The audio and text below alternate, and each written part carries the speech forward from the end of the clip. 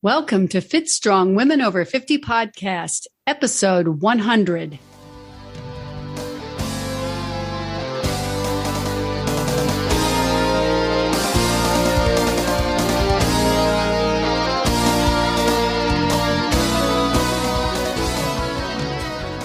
Hi, I'm Chris. Thank you for joining us.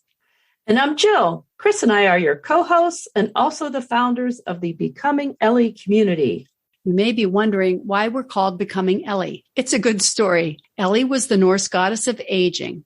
One day, Thor was dared to fight Ellie in a wrestling match. He, of course, thought he could beat her. Everyone thought he would beat her, but Ellie defeated Thor. Thor was probably pretty embarrassed to be defeated by Ellie, but Chris and I thought it was great. We decided we wanted to be like Ellie, fit and strong as we get older. Yes, and we call it Becoming Ellie because it's a process, and we're always working on being fit, strong, and healthy. You can find out more about us at our website, becomingellie.com. Ellie is spelled E-L-L-I. And when you get to the website, be sure to sign up there for updates from us. That way, you'll always know when there's a new podcast episode. Today's a big date for us, Chris. Yes, it sure is. It's our 100th episode of the Fit Strong Women Over 50 podcast. Isn't that amazing? Yes, it really is. I can't believe we've done so many episodes. It's just amazing. Yeah, it's kind of mind-boggling, isn't it? You know, we've talked about a lot of different things with so many different people, and I really have loved learning from everyone. So, you know, we've talked about a lot of different things over all of these episodes, like food and how people eat and how important it is to eat protein and those kinds of things, and sleep and diet. Yeah. You know, I remember hearing so many people saying things like, even if you can't do a lot, if you just do a little, get started, do what you can, you know, those kinds of things. And do what you like. Find something that's enjoyable. Exactly. It just seems like there's a lot of reoccurring themes that we hear, whether it's people talking about eating habits or exercise habits, sleep habits, things like that. There's a lot of things that continue to resonate as we go through and hear about, you know, how to stay fit and healthy when we're after 50. Indeed. You know what I think really stands out in all of these episodes? The importance of strength training. Yes. Everyone talks about how important it is to do resistance training or strength training as we get older. I know it's important for our bone health, hormones, and really just everything. So I went back and I listened to some of our first episodes, and it struck me that we were discussing strength training a lot, even then, from the very beginning. Yes. Our very first podcast was Maria Stahdelman. She was our first guest on our very first episode. I'd like to play a clip. Here's what she said about why we should strength train. Well, number one, all things women, we know osteoporosis is so common, and unfortunately, you know, as you get older, it gets worse, and we know that. And after the age of 26, you know, you kind of your bone density starts to 26. Yeah, that's your peak. Isn't that crazy? No, I didn't know that. I know. I'm sorry. I'm so sorry. Gee, I sort of thought it was 50. I don't know why. Well, the nice thing about weightlifting is putting that stress on your bones, even now when your bone density is decreasing, your bones actually still will adapt to that stress. So if you're, you know, lifting your mouse, your phone, your keys, going throughout your day, maybe lifting a box over your head, your suitcase at the airport, that's all great. However, you need regular activity that puts that stress on your bones and on your muscles to be able to keep that density growing and adapting and getting stronger. Okay. Yeah, so that's one of my number one ones. Not to mention keeping your joints healthy, all your muscles healthy. Whatever you're not using, you're going to lose it, and your muscles adapt very well, just as your bones do. So if you're doing it constantly and on a regular basis, your muscles adapt just as well. keeping you active for everything that's about to come in life as you're getting older. Your balance goes a little bit. Weightlifting helps with that. Just regular things in life, like when you're traveling and you're trying to put your suitcase over your head. You don't want to go to the person next to you and say, "Oh, do you mind putting this up for me?" Not happening. Sure, Granny. Yeah, right, exactly. So that was our first episode, and there we were talking about our bone health and muscle health and balance. Then we talked with Brian Kennell, and he gave us even more reasons why strength training is so important. I think it was episode 4. These were early days in the Becoming Ellie podcast. The initial thing is we're going to start off strength training because for all intents and purposes, that's going to be one of the most beneficial things for a woman over 50. We've got, why is strength training so important for a woman over 50? Well, so there's a couple things. There's the things that women over 50 are dealing with. We've got menopause. We've got menopausal things, hormones, all these things going on for the pelvic floor muscles, issues with pelvic floor muscles, especially women over 50 that have had children. There's osteopenia, sarcopenia. Osteopenia is the beginnings of loss of bone mass, and sarcopenia is the beginning of loss of muscle mass. So trying to combat that.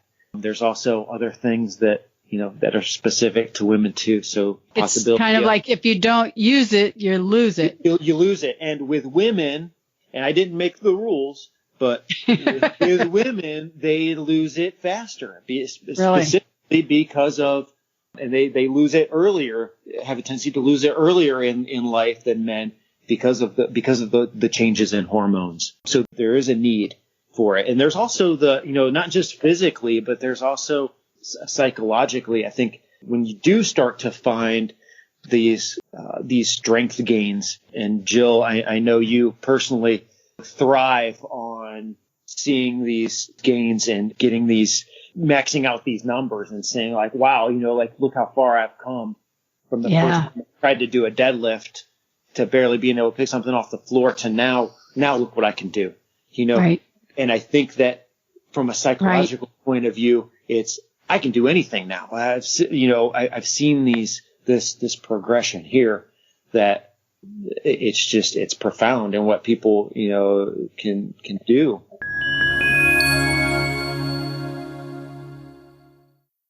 And the point that Brian made, because of the hormone changes around 50 or, for menopause, it happens for like half of your life.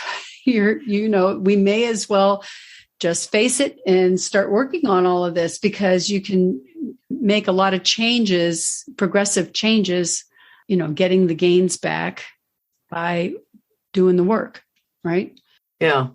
Then we also talked to, remember when we talked with Pam, Semanik, and Angie Ridgel? We've done a few episodes with them, but the first episode we did with both of them together.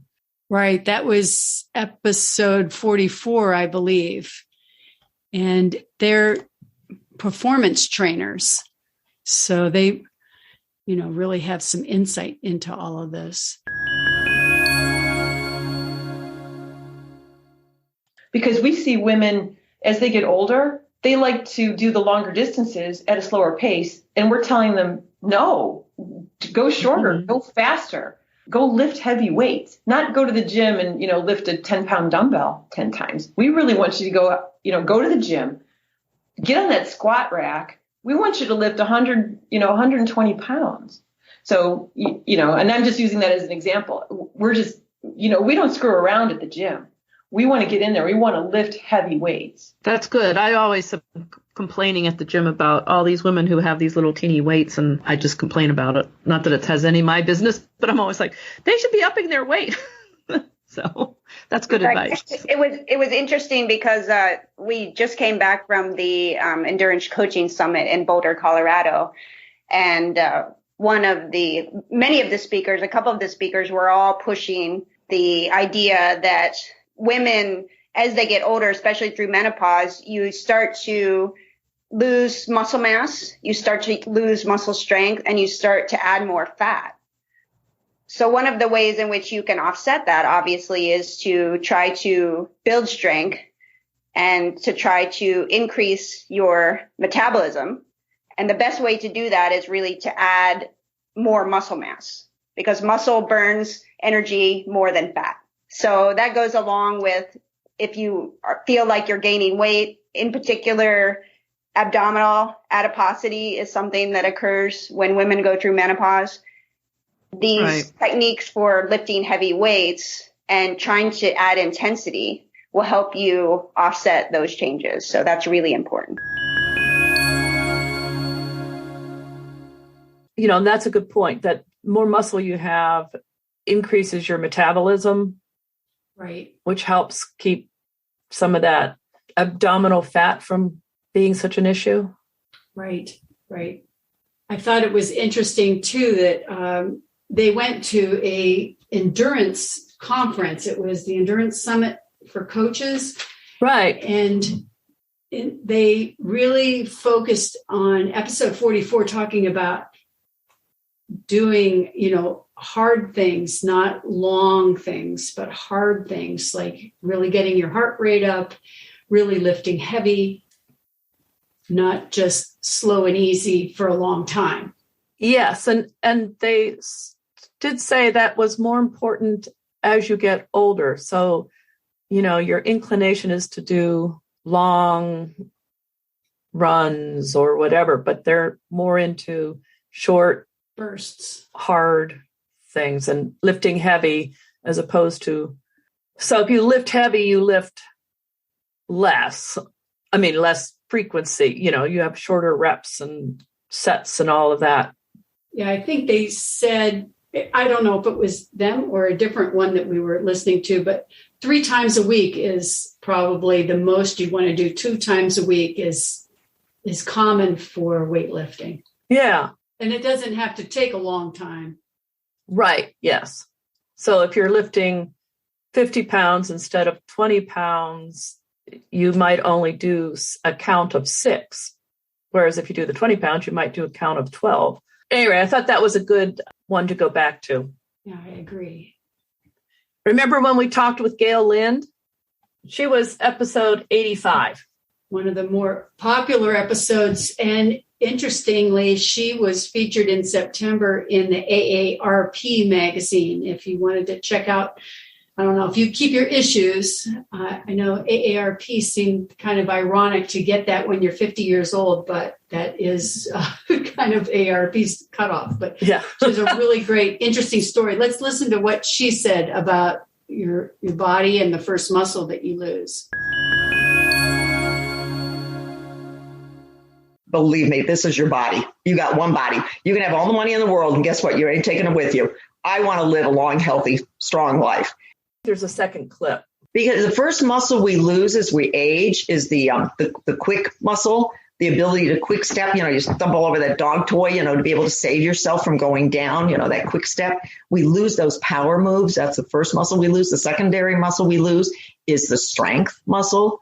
In fact, a couple of years ago, I had a chair upstairs, a wooden chair. And when I'm carrying stuff down, I hold the handrail. So I'm sitting here and I'm holding this chair in my one arm and I'm walking with the other. And I'm thinking to myself, how many 70-year-olds can walk down, stairs holding a wooden chair in one arm and walking down the stairs? I'm like, yeah, I'm strong. This is a good, healthy, strong. So yes, absolutely. To be safe. Also, the padding of the muscle. If you go down, fat isn't going to protect you. That muscle is so dense. That's what's going to keep things from breaking as well. Also, the more muscle we have, we know it pulls the bones and it works the bones. I'd be curious to see, because I'm osteopenia in a couple of places now. It's not changed for a number of years. And I typically would say, you're not going to reverse it. But I'm really curious to see if my gaining this extra muscle, obviously it's going to stabilize, but is it, could it reverse? I have no idea, but it's just, but that's that, the more muscle you have, the more it's pulling those bones. It's keeping those bones moving and keeping them activated. There's a lot of talk about bones. Yeah, I think she makes a really good case there of, when you fall, you have padding in your muscles, and it helps to keep you safe and not breaking a hip or breaking your arm or wrist or what have you. Just being able to be stronger is a huge benefit from, strength training. Yeah, it's a good point that the muscle is going to do more to keep you safe than fat will. I mean, we tend to think of fat as being sort of like nice padding, but muscle is probably stronger. Well, I guess if you fall straight on your stomach, it might be, depending on where your padding might be for fat. But I don't know. I remember one day I was skiing with a friend of mine and skiing along just fine. Next thing you know, I'm upside down and all the force on my left shoulder.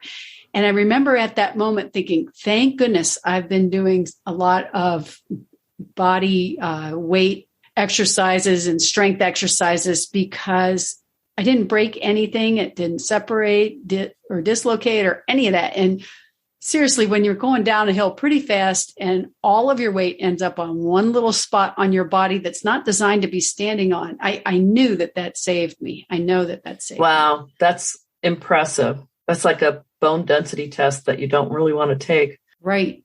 I don't want to say that we are all going to fall at some point, but falling is very, very common, whether it's over the cat or a little rug or, just something silly like the straps of your purse that you left on the floor. I fell last year while I was out running because I was running along the edge of the road, and suddenly the edge of the road turned into, it dropped off. It had disintegrated. There was and I didn't notice it. My foot went down and it was 3 inches lower than I was expecting. And I just toppled over. Yeah. And it was horrible. I mean, it didn't feel great, but I didn't break anything. I was unhappy, but fortunately I was okay. Just my ego was bruised. Well, it's really easy to fall, but that's probably one of the most important reasons to keep dense bones, and heavy lifting is what helps you keep dense bones. And I like this thought that she had about the quick step, that because everyone knows what that's like. You stumble, and if you can, you catch yourself and don't fall.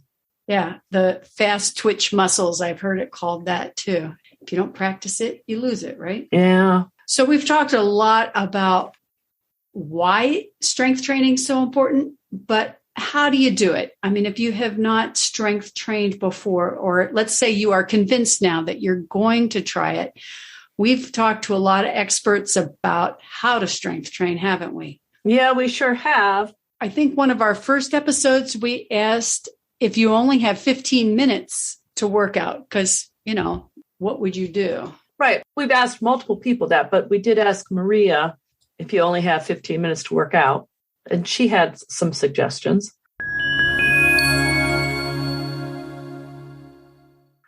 I've talked to a couple of my friends, and they say the biggest reason that they don't exercise is they just can't find time. And, if they only have 15 minutes a day to stay in shape, what are the must-have exercises that you would recommend? Well, my biggest thing, if you have just a small amount of time and you want to get the most out of it, is you want to work your largest muscle groups. So your largest muscle groups are your back muscles, your chest, your quads are the biggest, your hamstrings. Quads are? Your quadriceps in the front of your legs there. Okay. And your thighs. Yes, your thighs, yeah. So your largest muscle groups, finding, say, even 5 moves that you like, that are comfortable, that are working those areas, and going through them 3 times. I mean, you can do a quick circuit in 15 minutes, no problem. Something that gets your heart rate up, something that puts that stress on your muscles and on your bones. So that would be things like squats? Things like squats, a wall sit. You could hold a plank, push-ups. Push-ups on your knees are just as challenging as push-ups on your toes, as long as you're doing them right, having a nice flat back. Pull-ups, it would be easy to say pull-ups, but having a pull-up bar, number one, is not easy. And doing a pull-up is not so easy. So if you had something you can hang from, like a bar, a countertop, or doing the same motion like a row up, using you could use 2 bags of flour. It doesn't matter what you're using, as long as it's something a little bit heavier, squeezing between your shoulder blades, pulling them towards you. That gets the muscles in your back. Doing things single-sided would be awesome. Lunges, reverse lunges. I always say reverse because those forward lunges sometimes put a little too much pressure on your knees. So whenever doing lunges, I always say reverse.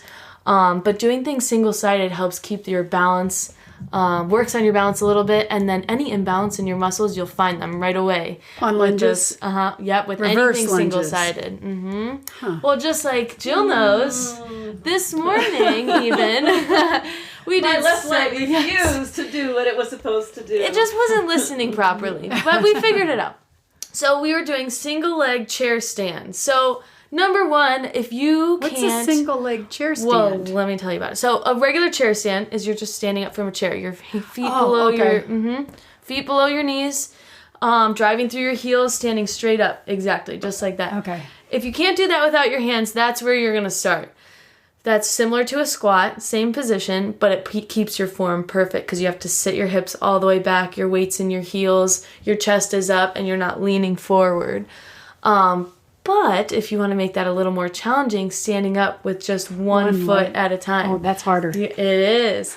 And that's where, yeah, exactly. Okay, you can see where I need to work. That's probably my good way. Right, if you compare your right foot to your left foot, you'll find that one might be a little easier than the other. Okay. That could have to do with your balance. It could be, a lot of the times, if you're right-handed, your left foot is more stable. Say if you were going to That's how it is with kick me. something out of the way. You'd probably stand on your left foot to do it, kick it with your right foot. I You're a think little that's bit more right. agile. Well, that left foot is now your standing leg, your balancing leg, and that's where it's keeping all your control. So single leg stands from a chair is a awesome exercise that you can do wherever you are. All you need is a chair. Great. Yeah. And as you get better, you don't even need the chair. Right, because then you could do a single leg squat. Yeah. Oh. Mm-hmm. That's cool. something to look forward to. Yeah, right.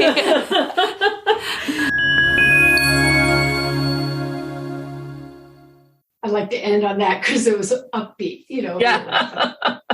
Found that episode particularly interesting because, trying to do the single leg chair stands is probably the beginning part of the squats and all of that, the pistol squats. So I encourage our listeners to, not if you're driving or you're, out and about, but if you have a chair near you, go ahead and try it. Yeah, it's, to me, those single leg and single arm things are just so eye-opening as to how much disparity there is between the two sides of your body. Like, why is my right arm so much stronger than my left arm? And why can I balance on one leg so much better than on the other leg? I just topple over. Yeah, it's funny. Left leg and right arm. Yeah. That's where the strength is for me. And it's a constant balance, trying to get the left arm stronger and the right leg more stable. Yeah. It's a surprising thing, isn't it? Yeah, it sure is. So we also talked with Marcia Kadens about building strength after menopause. That was episode number 64. My first piece of advice for women, especially over 50, is you've got to keep the muscle on your body and continue to build it. It's so important because we lose our muscle mass.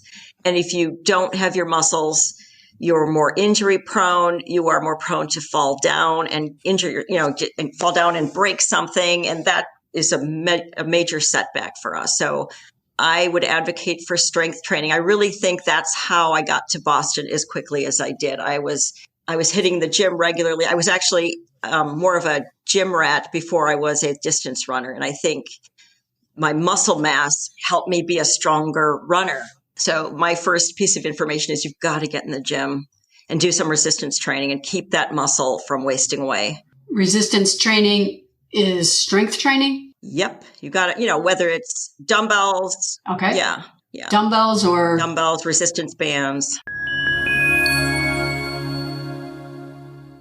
Marcia was really another endurance athlete. She was a runner, or is a runner.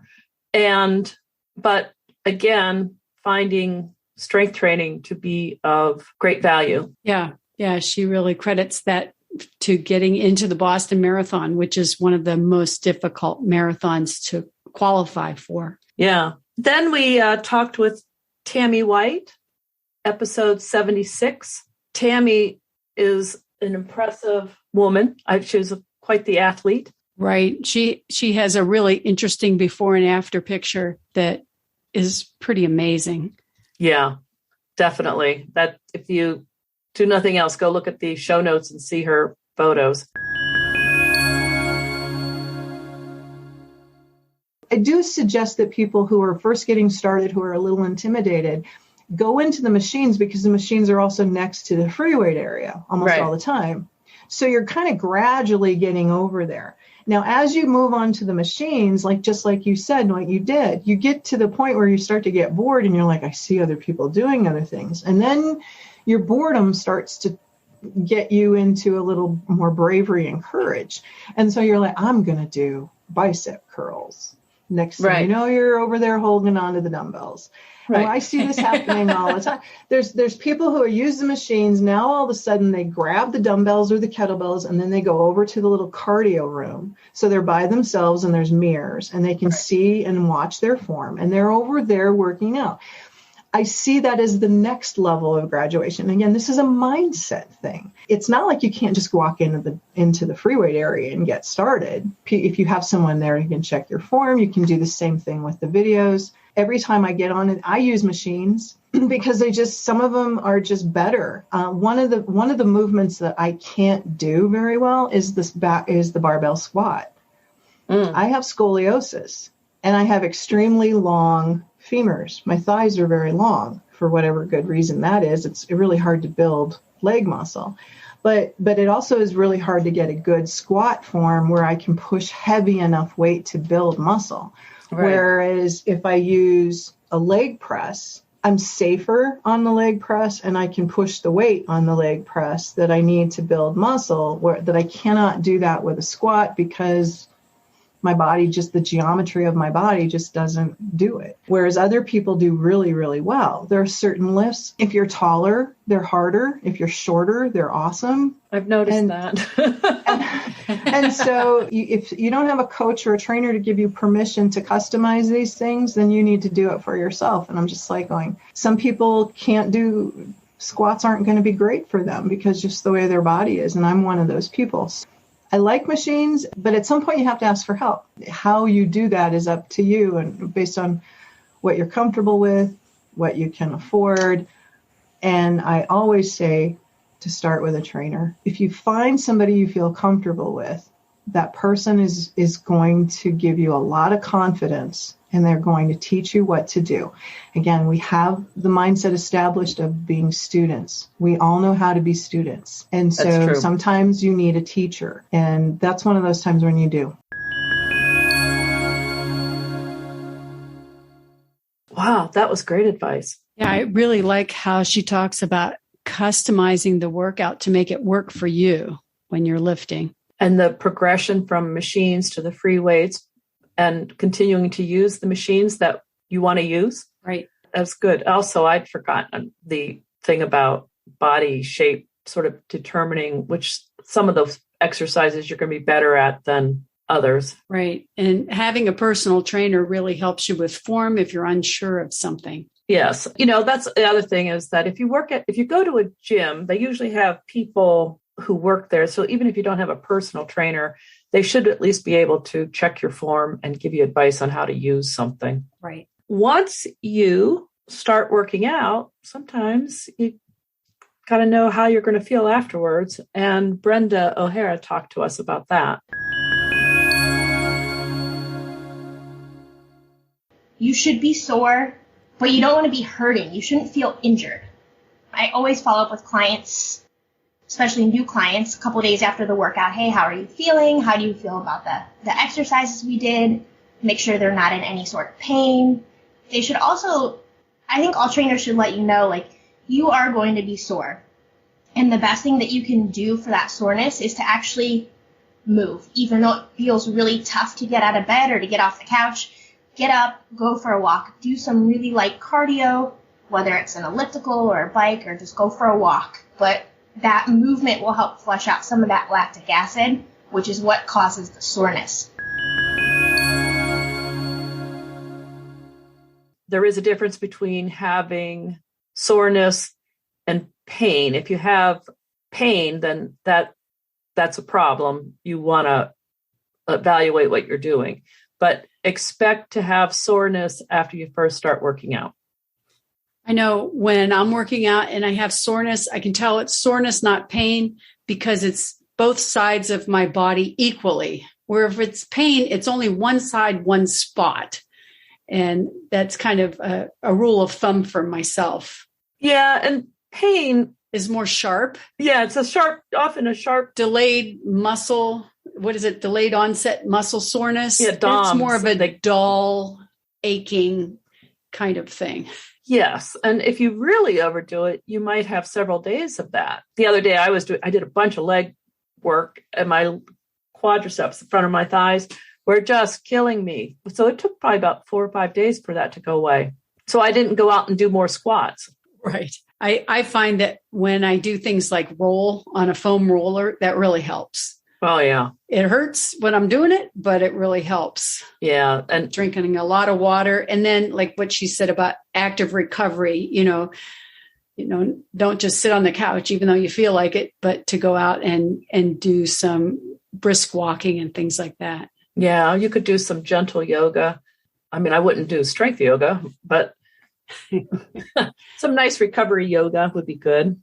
Yeah, it's easy to forget when you're working out that you're breaking down the muscle, and then where you're actually building the muscle are the days afterwards when it is restoring itself. When we talked with Pam Sherman, she also has a great story. We commented to her about how gorgeous her arms are. She has really toned, nice shaped, defined arms.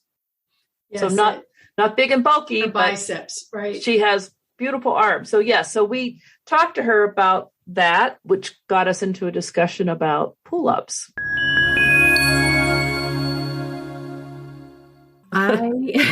I had a quest for many years to be able to do a pull-up. In fact, when Terminator 2 came out, I was telling my daughter this: women didn't do pull-ups. You never saw women strength training in the gym. And so for about 25 years, I wanted to do one and never practiced. And then one of my friends told me she knew somebody who could put a pull-up bar in my backyard. And so I paid this guy to put a pull-up bar in my backyard, and I started working on them. And it is hard work. I want to say I worked on them for about 3 months before I got to one. And then I got hit, and my sports guy's like, yeah, you can't do pull-ups for a while because your neck's all jacked up. But once he gave me the go-ahead, I work on them frequently. And I'm not doing tons, but they are a regular part of my workout routine because I shouldn't have to wait 27 years to do something that feels pretty darn cool. So I do them most days of the week because I can. Yeah. But pulling your body weight up is great. Is a great workout. Well, that's very motivating to me because Chris knows that I did a big ramp up a few years ago to do a pull up and achieved it. I did achieve it, but unfortunately, I was working with a trainer at the time, and then he left, and I got a different trainer, and I cannot do a pull-up right now. So, but it's been nagging at me that I worked so hard to do that. So your comment about women not doing it, that was the discussion I had with my trainer at the time, who was a young man, and he said, I can't imagine that as a percentage of women your age that can do a pull-up. He said, you have to be in a very small percentage. Absolutely. For your demographic. That was a wonderful feeling. So you are inspiring me. Well, and what I tell women to do is there is a method to working on it is don't start at the bottom. Don't start in a full hang. I have a little step stool underneath my pull-up bar and I jump up so my chin is over the bar and I started with little tiny negatives. So I would go down an inch or two and then come back up. Then as you get stronger, you can go down a little bit lower. But I don't know any woman that from the get-go can pull themselves up from the bottom. Yeah. The upper body strength. Right. Yeah. Yeah, as women, we can crush people with our legs, but we inherently do not have upper body strength. Yeah, I love that. We could crush people with our legs.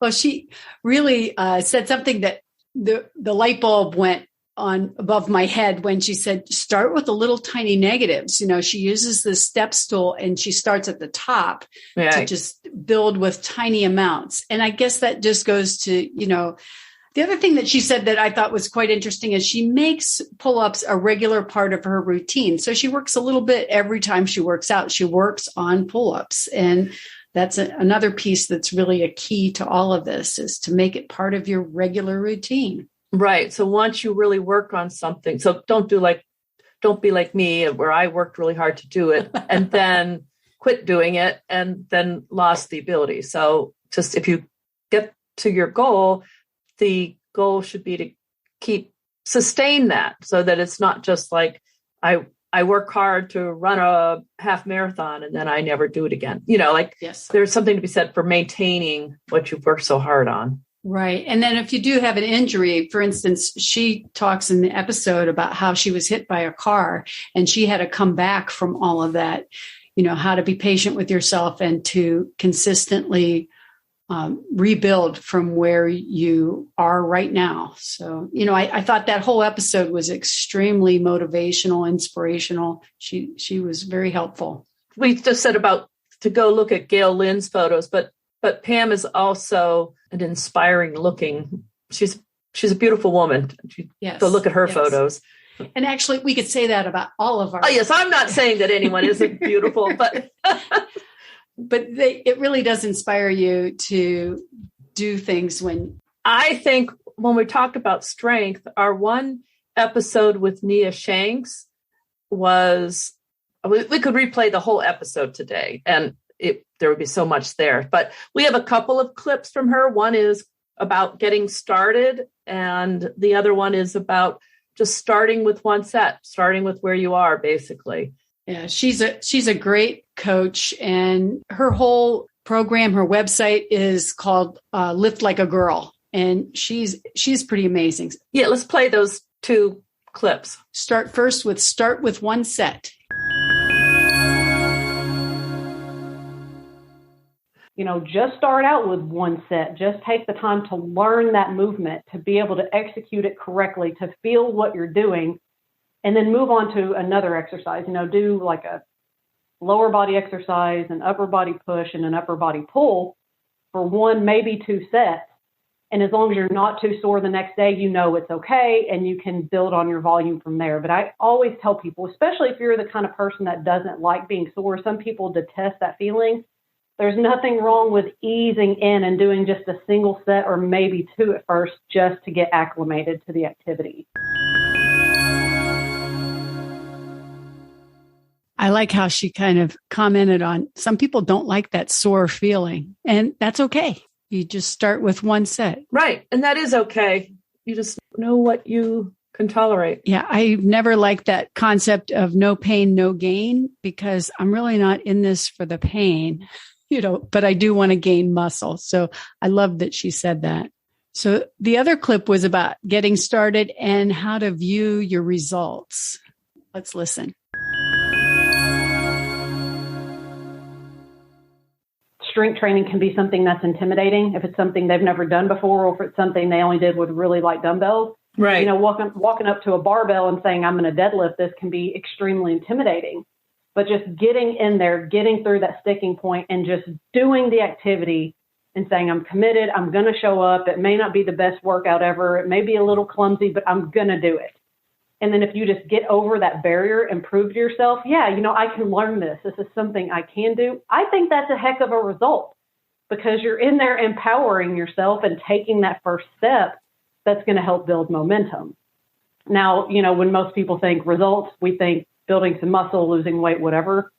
I mean, that's going to vary from person to person, depends on their exercise history. It depends on their nutrition and all of that. But, you know, realistically, I tell people stick with something for at least 6 to 8 weeks before you really start to kind of expect to see something visually.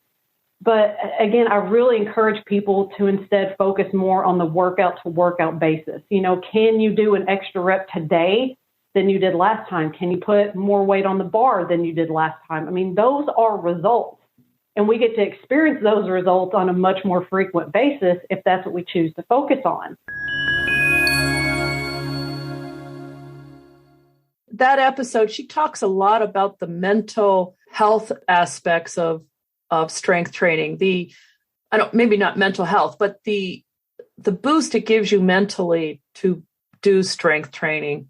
Yeah, it really does. And I encourage all our listeners to go back and listen to number 79. That was episode number 79 with Nia Shanks, because of course we know that it's important to lift heavy so that, you improve your bone density and your metabolism and all that.